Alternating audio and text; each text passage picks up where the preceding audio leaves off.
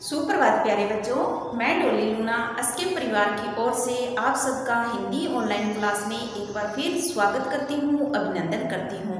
तो बच्चों, हिंदी में हमारा व्याकरण में पाठ संख्या 3 चल रहा था। पाठ का नाम संधि, जिसमें हमने जो रीडिंग पार्ट था वो हमने कंप्लीट कर लिया। तो मैंने इसको छोटे छोटे भाग में आपको करवाया था। हमारी आज ये 6 नंबर क्लास है। संधि वाला जो चैप्टर है उसकी हमारी ये 6 नंबर क्लास है। आज हम इसके प्रश्न उत्तर करेंगे जो आपकी बुक में दिया हुआ है। तो चलिए स्टार्ट करते हैं। प्रश्न संख्या 1, निम्नलिखित वाक्यों में सही या गलत का निशान लगाइए। आपने क्या करना है, ये जो वाक्य दिए हुए हैं इनको आपने पढ़ना है और इसमें से जो सही है उसके सामने आपने टिक का निशान लगाना है और जो गलत है उसमें आपने क्या करना है, क्रॉस करना है। तो पहला वाक्य है हमारे पास, दो वर्णों के मेल से जो परिवर्तन होता है उसे संधि कहते हैं। दो वर्णों के मेल से, हमने पाठ में पढ़ा था ना कि दो वर्णों के मेल से जो परिवर्तन होता है यानी विकार आता है, यानी उसमें बदलाव आ जाता है, शब्द के अर्थ में शब्द में बदलाव आ जाता है तो वो क्या होता है, संधि कहलाता है। तो अब आप बताइए ये हमारा सही वाक्य है या गलत है? तो ये बिल्कुल सही बात है कि दो वर्णों के मेल से क्या होता है, शब्दों में उसके परिवर्तन आ जाता है। तो मेल से जो परिवर्तन होता है उसे क्या कहते हैं, संधि कहते हैं। अगला वाक्य है, व्यंजन संधि में केवल स्वरों का मेल होता है। ये कह रहा है कि जो व्यंजन संधि है उसमें केवल स्वर का मेल होता है, ऐसा नहीं होता। हमने संधि के प्रकार पढ़े। संधि के कितने प्रकार होती हैं? 3। पहला स्वर संधि, दूसरा व्यंजन और तीसरा विसर्ग। तो व्यंजन संधि में व्यंजन का व्यंजन से मेल होता है, तो इसलिए कह रहा है कि स्वरों का मेल होता है। किसका मेल होता है? स्वर और व्यंजन दोनों का मेल हो सकता है, व्यंजन का व्यंजन के साथ मेल हो सकता है। तो ये वाक्य गलत है, तो इसलिए इसमें हम क्या करेंगे, क्रॉस करेंगे। अगला वाक्य है, स्वरों का मेल स्वर संधि कहलाता है। तो स्वर संधि में हमने पढ़ा था ना कि स्वर का स्वर के साथ मेल हो रहा है। किसके साथ होता है? स्वर का स्वर के साथ मेल होता है। तो वहां कौन सी संधि होती है? स्वर संधि का उदाहरण होता है। तो ये हमारा बिल्कुल सही वाक्य है, इसलिए इसमें हम क्या करेंगे, टिक। अगला वाक्य है, स्वर संधि के 3 भेद होते हैं। अब ये कह रहा है कि स्वर संधि के 3 भेद होते हैं। संधि के तो 3 भेद होते हैं, स्वर, व्यंजन और विसर्ग, 3 भेद होते हैं। पहली थी हमारी स्वर संधि। तो स्वर संधि के अपने कितने भेदों की बात की थी? 5 भेद होते हैं। कौन कौन से?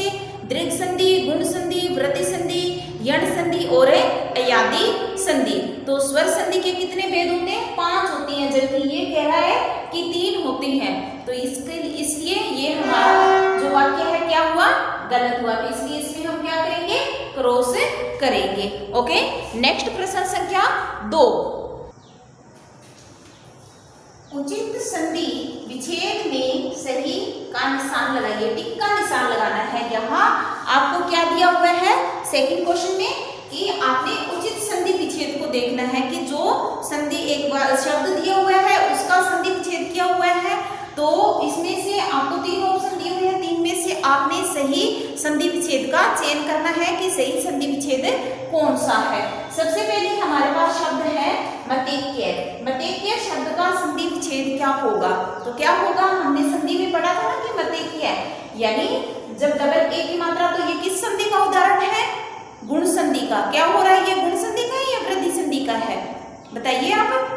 गुण संधि, ये हमारे वृद्धि संधि का उदाहरण है। किसका? यानी गुणों में वृद्धि होती है। अगर सिंगल ए वाले, अगर व्यंजन सिंगल ए वाले हैं तो वो हमारे किसके होते हैं?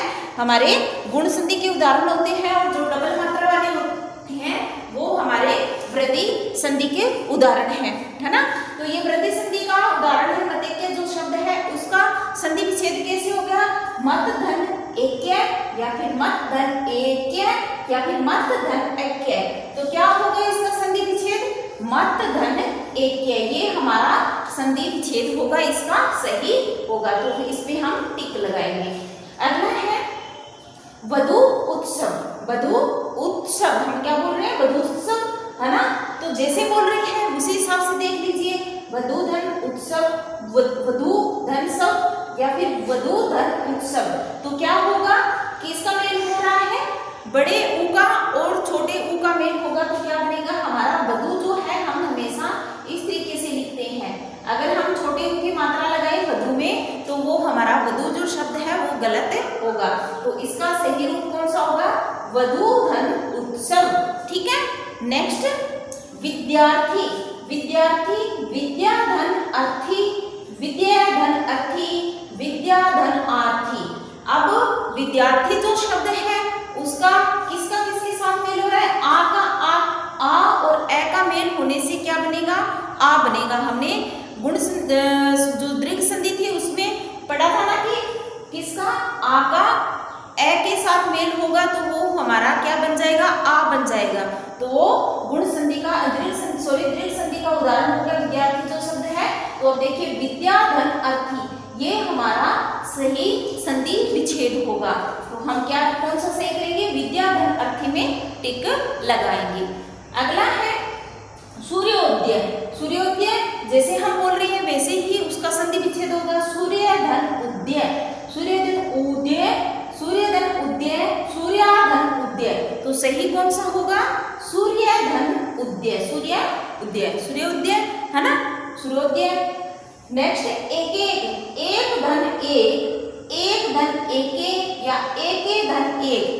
तो एक एक जो शब्द है उसका संधि विच्छेद क्या होगा, एक धन एक संधि विच्छेद होगा। ये भी हमारा किसका उदाहरण है, वृद्धि संधि का उदाहरण है। एक धन एक हम इसका संधि विच्छेद करेंगे। ठीक है। तो इस तरीके से आपने प्रश्न संख्या 2 को कंप्लीट करना है।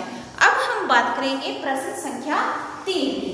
तो प्रश्न संख्या 3 में देखिए क्या करना है, शुद्ध संधि रूप के आगे टिक का निशान लगाइए। आपने शुद्ध संधि रूप को पहचानना है, जो सही संधि विच्छेद किया यानी कि संधि विच्छेद आपको किया हुआ मिलेगा, उसका आपने शुद्ध रूप पहचानना है। तो पहला है जो है हमारे पास नदी धन ईश।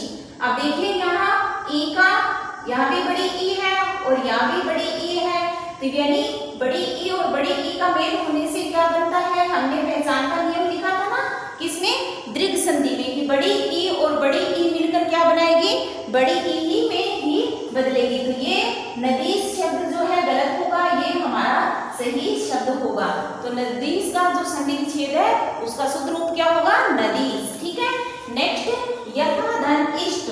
तो यथा धन इष्ट इसमें क्या आ रहा है, हमारा आ स्वर है और इधर हमारा ई स्वर है यानी छोटी ई है। तो आ और ई मिलकर क्या बनाएगा, यथेष्ट। किसमें बदल जाएगा, ए की मात्रा में चेंज हो जाएगा। आ का और ई का जब मेल होगा तो छोटे ए की मात्रा में बदलेगा। तो ये हमारा क्या होगा, शुद्ध रूप होगा संधि का सही। ये शुद्ध रूप बन रहा है यथेष्ट। नेक्स्ट है कवि धन इंद्र। तो क्या बनेगा, कवि ई में क्या है, कवि में देखिए बी में क्या है, छोटी ई है हमारी और इधर छोटी ई है। छोटी ई और छोटी ई मिलकर क्या बनाएगी, बड़ी ई बनाएगी। तो क्या बनेगा, कविंद्र शब्द बनेगा। तो अब बड़ी ई किसमें बन रही है, इस शब्द में बन रही है। तो ये हमारा शुद्ध रूप होगा संधि का। ठीक है। नेक्स्ट है राजा धन ऋषि। राजा धन ऋषि, राजा ऋषि या फिर राज ऋषि, क्या होगा, राजा में अब देखिए राजा क्या हो रहा है, आ और यहाँ क्या है, री ऋषि है। तो हमने किया था ना अर्थ का यूज हो जाएगा, किसका होगा, अर बन जाएगा। तो अब देखिए राज ऋषि, ये हमारा शुद्ध रूप होगा। ठीक है बच्चों। तो इस तरीके से आपने ये प्रश्न संख्या 3 पूरा करना है। अगला प्रश्न, प्रश्न संख्या 4, निम्नलिखित शब्दों की संधि कीजिए। अब आपने यहाँ क्या करना है, संधि विच्छेद तो किया हुआ है, आपने संधि का रूप मतलब शब्द का संधि विच्छेद को जोड़ना है। संधि विच्छेद किया हुआ उसको आपने जोड़ के शब्द बनाना है। तो सबसे पहले है हमारे पास धर्म धन अर्थ। तो क्या बन जाएगा, धर्म धन अर्थ से क्या बनेगा, धर्मार्थ। क्या बनेगा, धर्मार्थ। धर्मार्थ शब्द बनेगा। ये किस संधि का उदाहरण है, दीर्घ संधि का उदाहरण है। तो हमारा क्या बन गया, धर्मार्थ। नेक्स्ट है सुर धन इंद्र। सुर धन इंद्र से क्या बनेगा? सुरेंद्र। क्या बनेगा? सुरेंद्र। ठीक है। नेक्स्ट वन धन औषधि, तो वन धन औषधि से क्या बनेगा? वनौषधि। क्या बनेगा? वनौषधि। हम कैसे लिखेंगे? वनौषधि, वनौषधि। ठीक है। इस तरीके से इसका शुद्ध रूप लिखा जाएगा, किसका? वनौषधि शब्द का। यानी ओ क्या है हमारा गायब हो जाएगा और किस में बदल जाएगा? ये मात्राओं में चेंज हो जाएगा। तो इस तरीके से आपका लिखा जाएगा वनौषधि। ठीक है। तो क्या है हमारा? पर धन उपकार। पर धन उपकार से क्या बनेगा? परोपकार। तो हम क्या लिखेंगे?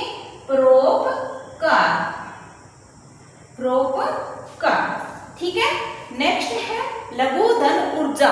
लघु धन ऊर्जा से क्या बनेगा? लघु ऊर्जा, लघु ऊर्जा। क्या बनेगा? लघु ऊर्जा, है ना? लघु ऊर्जा यानी जो लघु घ के जो क्या हो जाएगी? मात्रा जो है चेंज हो जाएगी। किसमें चेंज हो जाएगी? बड़े ऊ की मात्रा में कन्वर्ट हो जाएगी। तो क्या बनेगा हमारा? लघु ऊर्जा। ठीक है। नेक्स्ट भोजन धन आलय, तो क्या बनेगा? भोजनालय। क्या लिखेंगे हम? भोजनालय। नेक्स्ट नी धन, नी धन च, यानी यहाँ क्या लगा हुआ है? नी के साथ विसर्ग लगा हुआ है। तो हमने पढ़ा था ना कि जहाँ विसर्ग लगा हुआ होगा वहां क्या है? हम वर्णों का चेंज हो जाएगा। तो क्या बन जाएगा? निश्चय। क्या बन जाएगा? निश्चय, निश्चय। या हम कह सकते हैं निधन च, निश्चय। क्या बन जाएगा? निश्चय। नेक्स्ट मही धन इंद्र से, मही धन इंद्र से क्या बनेगा? महेंद्र। क्या बनेगा? महेंद्र जो शब्द होगा वो उसका संधि विच्छेद क्या होगा? मही धन इंद्र। और क्या बन जाएगा हमारा? महेंद्र। ठीक है। नेक्स्ट सत धन जन, सत धन जन यानी यहाँ क्या हो रहा है? व्यंजन। ये व्यंजन संधि का उदाहरण है। व्यंजन का व्यंजन के साथ मेल हो रहा है, यानी जो तय है ये हमारा व्यंजन है और जय है ये भी हमारा व्यंजन है। तो ये जो तय है वो किस में कन्वर्ट हो जाएगा? आधे जय में कन्वर्ट हो जाएगा और क्या बन जाएगा? सज्जन। सत धन जन से क्या बन जाएगा? सज्जन शब्द बनेगा। नेक्स्ट है रमा धन ईस। रमा धन ईस से क्या बनेगा? रमेश। जैसे हमने सुरेंद्र और महेंद्र लिखा है वैसे ही हमारा क्या बन जाएगा? रमेश। रमा धन ईस से क्या बनेगा? रमेश। तो इस तरीके से आपने ये प्रश्न संख्या 4 को पूरा करना है। एक बार दोबारा से देख लीजिए। प्रश्न संख्या 4 में हमने क्या किया? धर्म धन अर्थ से क्या बना? धर्मार्थ। सुर धन इंद्र से क्या बना? सुरेंद्र। वन धन औषधि से क्या बना? वनौषधि। पर धन उपकार, परोपकार।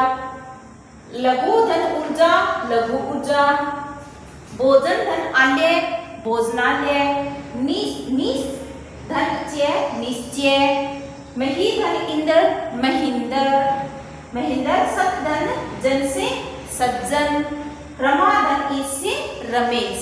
ठीक है बच्चों। तो ये हमारे प्रश्न संख्या 1 से 4 तक आपके पाठ नंबर 3 जो है संधि वाला, इसमें प्रश्न संख्या 1 से 4 तक मैंने आपको कंप्लीट करवा दिया। आगे के जो प्रश्न है वो हम अगली क्लास में करेंगे। तो ये जो वर्क मैंने जो करवाया है आपको इन्हें अच्छे से कंप्लीट कर लीजिएगा और इसके साथ साथ इन्हें अच्छे से लर्न भी कर लीजिएगा। ठीक है बच्चों। अगली क्लास में फिर मिलेंगे। तब तक के लिए जय हिंद, जय भारत।